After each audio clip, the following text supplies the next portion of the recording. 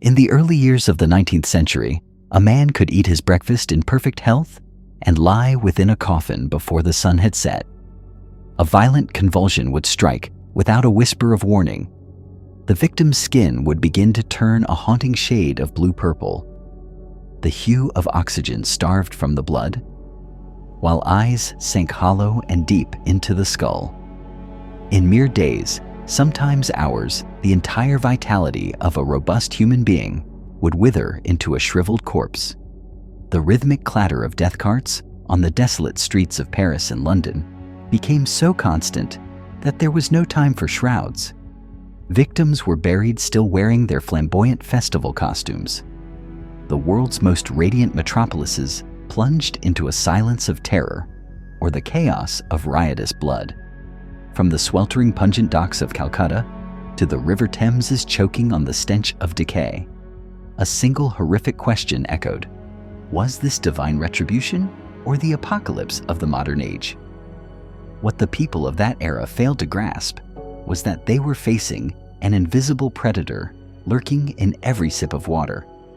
It was humanity's first global catastrophe, a disaster that would force us to tear down our ancient cities to permanently redefine the way we survive. This was the great cholera pandemic, known as the Blue Death. Welcome to the darkest chapter of the 19th century. I, your guide through the shifting layers of time, will lead you from the lethal marshes of Bengal to the foul alleys of London. We shall witness how a microscopic organism invisible to the naked eye toppled empires, redefined science, and compelled us to build the sanitary civilization you inherit today. To understand why the cholera pandemic possessed such devastating power, we must look back at the world between 1810 and 1820. This was an era of extreme contrasts. On one hand, the Industrial Revolution was in a state of violent eruption, generating colossal wealth and the rapid advancement of steam technology. On the other, it birthed monster metropolises, urban leviathans, where the population surged at a speed that infrastructure could never hope to match. In Britain, the empire stood at the zenith of its power, fueled by the aggressive expansion of the East India Company. Calcutta had transformed into a bustling commercial hub, yet it was constructed upon low-lying terrain, strangled by marshes and the labyrinthine canal networks of the Ganges Delta. Meanwhile, in Europe, cities like London and Paris remained trapped in medieval structures, narrow sunless streets, completely devoid of sewage systems. The waste of millions was dumped directly into cesspits, beneath floorboards, or left to flow openly in street gutters, all of it eventually hemorrhaging into the rivers which served as the sole source of drinking water for the inhabitants. The cholera bacterium, Vibrio cholerae, was no newcomer to the world. For millennia, it had been a native inhabitant of the Ganges Delta, living peacefully in brackish waters while clinging to plankton and small crustaceans. Hindu pilgrims bathing in the sacred Ganges frequently encountered this pathogen. However, before the 19th century, it rarely breached the borders of the Indian subcontinent, held in check by geographic isolation and the agonizingly slow pace of human travel. When a person consumes water or food tainted with this bacterium, the comma-shaped pathogen evades the acid barriers of the stomach to invade the small intestine. Once there, they do not assault the internal organs directly. Instead, they anchor themselves to the intestinal lining and release a devastatingly potent toxin known as choleragen. This toxin deceives the intestinal cells, forcing them to cease absorbing water and instead expel the body's entire fluid reserve through the digestive tract. The process by which this bacterium topples a healthy body unfolds like a horror film on fast-forward merciless and leaving the victim no chance for resistance. It typically begins with relentless vomiting and violent diarrhea, expelling a characteristic milky white fluid that the medical world terrifyingly dubbed rice water stools. But this is merely the overture to a biological massacre occurring at the cellular level. As precious fluids are purged uncontrollably, the patient rapidly collapses into a state of extreme dehydration.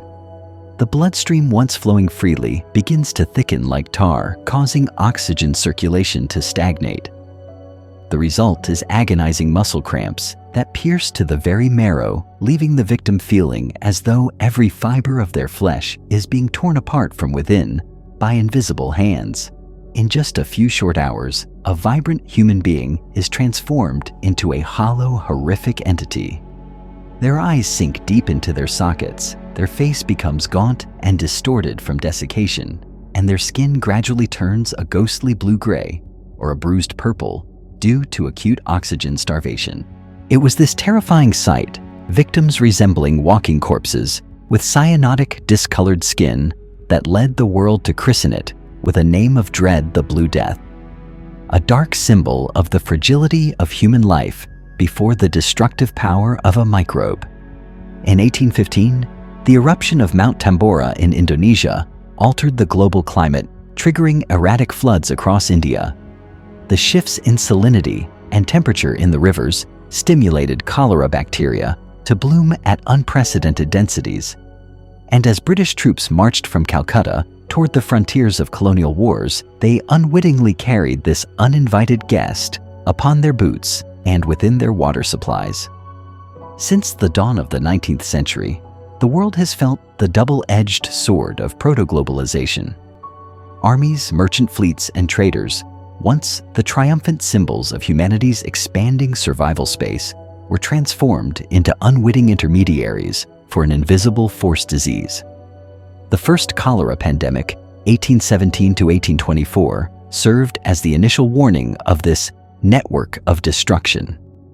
From Jessore and Calcutta, the pathogen followed the pulse of commerce across Asia and Europe, turning ancient silk roads and deep-sea routes into corridors for the Grim Reaper. Yet, the catastrophe was only beginning. As humanity stepped further into the age of engineering with the advent of the steamship, they inadvertently granted the Blue Death a wider radius of annihilation. The second cholera pandemic, 1826 to 1837, did not stop in Asia. It breached the Atlantic, reaching the far shores of the Americas. Modern vessels shortened the transit time for goods, but they also compressed the window of agony, rendering the traditional 40-day quarantine, once a sacred shield, utterly obsolete. In our desperate effort to bind the world together, we inadvertently wove a global web, not just for commodities and knowledge, but for bacteria and death. This is the tragedy of progress when connectivity outpaces understanding, and when man has not yet learned to live in harmony with the very roads he has paved. When the Blue Death struck, it did not merely extinguish lives, it tore through the fragile veneer of civilization in the burgeoning industrial society of the 19th century. Imagine London in 1832, familiar mist-shrouded streets suddenly plunged into chaotic terror. The elite aristocrats and wealthy merchants fled in haste, their luxury carriages hurtling toward the countryside, abandoning the city to those who could not afford a ticket to escape. In Paris during the same period, over 120,000 passports were issued in just a few weeks, turning grand boulevards into desolate graveyards where death carts rattled through the night. The poor trapped in cramped slums where sewage and well water intermingled watched as family members collapsed in horrific convulsions, their bodies piling up to await hasty burial. This stark class contrast was more than a personal tragedy. It ignited a fierce social fury. In Britain, the working class whispered of a Malthusian conspiracy, the belief that the elites were weaponizing Thomas Malthus's population theories to cleanse the bottom rungs of society. When the government called for a national day of fasting to repent, before God workers' unions responded with defiant public banquets, mocking the decree by declaring that the poor have been fasting their entire lives. It was a moment when core values, compassion, equality, disintegrated. The pandemic stripped away the illusions of the Enlightenment, transforming enlightened cities into subterranean class battlefields. Yet, from these ashes, profound changes began to take shape. European governments were forced to recognize public health as a matter of national security, leading to the birth of the first boards of health, equipped with coercive powers, the right to inspect homes, burn contaminated property, and enforce mandatory burials. Labor ground to a halt as workers perished. Commerce was paralyzed by port blockades in Italy and Sicily, pushing societies toward famine and riot. Thousands of Irish fleeing the potato famine, compounded by cholera, packed into coffin ships to cross the Atlantic. They unwittingly sowed the seeds of the pathogen in New York and New Orleans, sparking a violent wave of xenophobia in the New World. Imagine a physician in London, 1832. Cholera patients lie strewn across the floor, their skin a haunting shade of blue, vomiting uncontrollably. He has no concept of bacteria lurking in the drinking water. Instead, he clings to miasma, the prevailing belief that disease is born of foul air. Edwin Chadwick, the spearhead of British sanitary reform, insists that illness emanates from the stench of rotting refuse and stagnant sewers. The logic felt irrefutable where the stench was foulest. Death was most abundant. However, the cures proved more lethal than the silence of the grave. Citizens wore pouches of garlic and camphor around their necks to block the toxic air. Hospitals flung windows wide for ventilation, leaving dehydrated patients to shiver and perish from pneumonia. Most catastrophic of all, in a desperate bid to eliminate the sewer's stench, London flushed all its waste directly into the River Thames. They thought they were cleansing the air. In reality, they were poisoning the city's primary artery of drinking water. The plague accelerated. The medical treatments of the era resembled ritualized torture. Doctors bled patients who were already suffering from severe dehydration. They administered calomel, a toxic mercury compound that caused mouth ulcers and teeth to fall out. They applied blistering hot mustard plasters to the abdomen and forced emetics down the throats of those who had already vomited until they were hollow. These remedies often claimed the victim faster than the cholera itself. On the opposing side stood the contagionists, who believed the disease jumped from person to person. They demanded blockades and strict quarantines, yet merchants and industrialists fought back, fearing the paralysis of global trade. This ideological war raged for decades, leaving millions to die in the crossfire of ignorance before science finally unearthed the truth. Amidst a landscape of medical blindness, a spark of scientific light emerged in London in 1854. Dr. John Snow, a man of profound calm and razor-sharp logic, had long harbored suspicions regarding the miasma theory. He refused to believe that a disease attacking the intestinal tract could be transmitted through the air. When cholera erupted in Soho, claiming over 600 lives in a single week, Snow embarked on an unprecedented mission. He went door to door. Using a map as his primary weapon, he marked each death with a black bar. These bars began to form a dense cluster, a dark constellation surrounding the water pump at the intersection of Broad and Cambridge streets. To conquer the truth, Snow utilized a weapon we now call inverse data, or negative evidence, a pillar of modern statistics. He didn't just look for who died. He asked, why did those at the heart of the epidemic survive? At the Lion Brewery, the workers remained unscathed. Their secret was not luck, but a biological shield forged by their consumption habits. They drank beer made with boiled water, an invisible armor protecting them against the White Death. At the Poland Street workhouse home to 535 residents, only 5 perished because they possessed their own deep well source. Then there was the crucial puzzle piece, the death of Mrs. Susanna Ely in the pristine air of Hampstead. She did not breathe the air of Soho, yet she drank its flavor through bottles of water transported to her daily. Snow convinced the St. James Parish Board to remove the handle of the Broad Street pump on September 8, 1854. Though the outbreak had begun to wane as residents fled, this act successfully prevented a second wave of infection. Later, Curate Henry Whitehead, a man who knew every corner of Soho, helped Snow uncover the true origin of a 5-month-old infant named Francis Lewis at 40 Broad Street.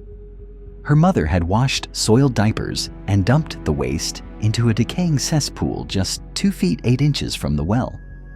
The cracked brickwork of that pit had allowed cholera bacteria to leak directly into the aquifer the entire neighborhood was drinking. Jon Snow's map did more than find the cause of an outbreak.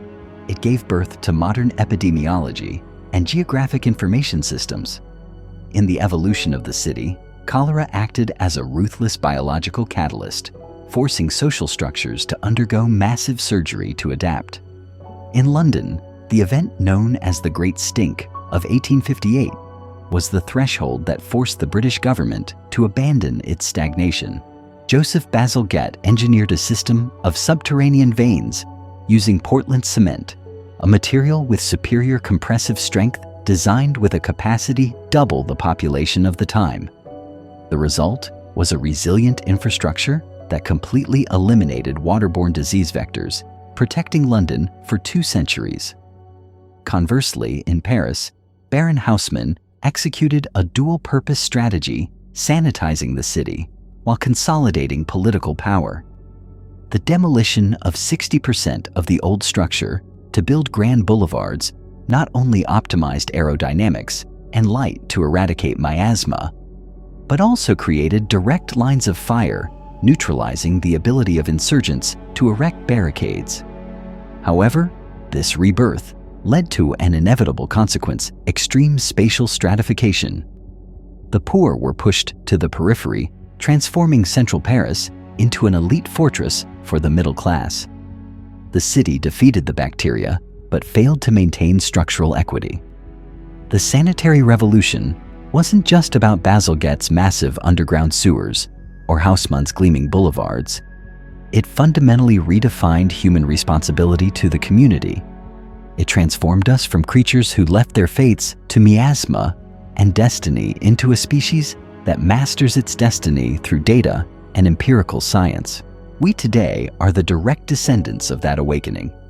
Every time you turn on a faucet with clean water in your comfortable apartment, you're touching the legacy of those black marks on the Broad Street map. The battle with the Blue Death ended beneath urban soil, but the war against ignorance and inequality rages on every day. History, like a mirror, awaits us to look in. Do we have the courage to dismantle the pump handles of panic and prejudice before the next pandemic strikes, medical revolutions arrive quietly, and before we realize it, we can't imagine life without clean running water? I am Robert Langdon, chronicler of evolution's footsteps, so we don't lose our way in the present. And together, we keep the flame of knowledge burning anew. See you in the next era.